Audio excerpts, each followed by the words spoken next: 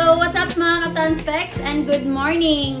Today is June 9, 2024 and for today's video, may tatlo kaming schedule ngayon. Isa is yung bore up sa NMAX V2.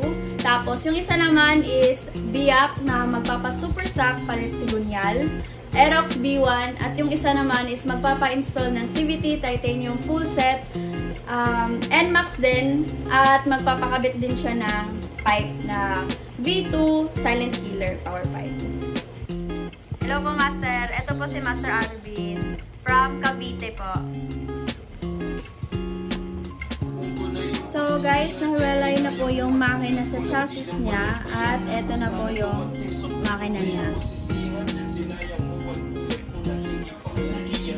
So guys, dumating na po yung magpapa-superstock at magpapalit po ng sigunyal na JVT Plus 3 Aerox B1.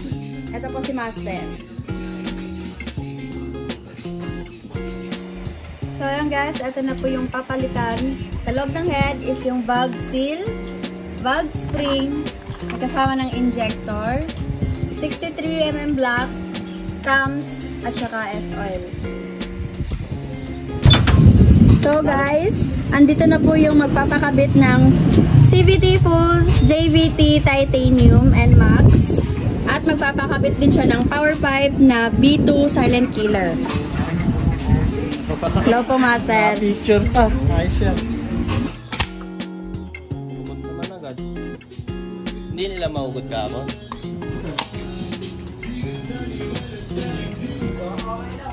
So guys, nababa na po yung Aerox B1 na gagawing superstock at palit sigunyal. So guys, ito po yung update ng bore up sa NMAX V2. Nakabit na po yung valve spring na JVT at saka valve seal neto na JVT din. Ito na po yung valve niya. Nahasa na po at okay na po ito. Kulang na lang po neto is ikakabit po yung cams.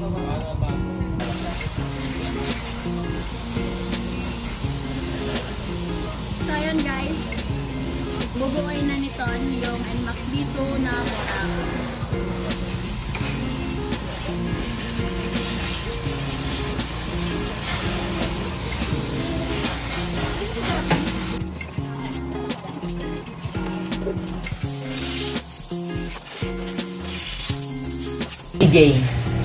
So ayun boss, ito na po yung magpapakabit ng full CVT set Titanium JVT brand.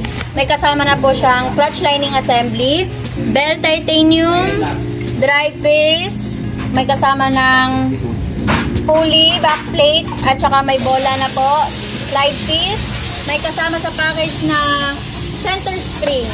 At ito po ikakabit dito sa NMAX V2. So guys, update po sa bore up. Ito na po, buo na po yung makina. At isasalpak na po ito sa chassis niya. So sa chain shell guys, ang ginagamit namin is SOL 740 scooter. 10W40 po ito. At ilalagay is 800 lang, di ba? 900. 900. Pag sa kargado pala, 900.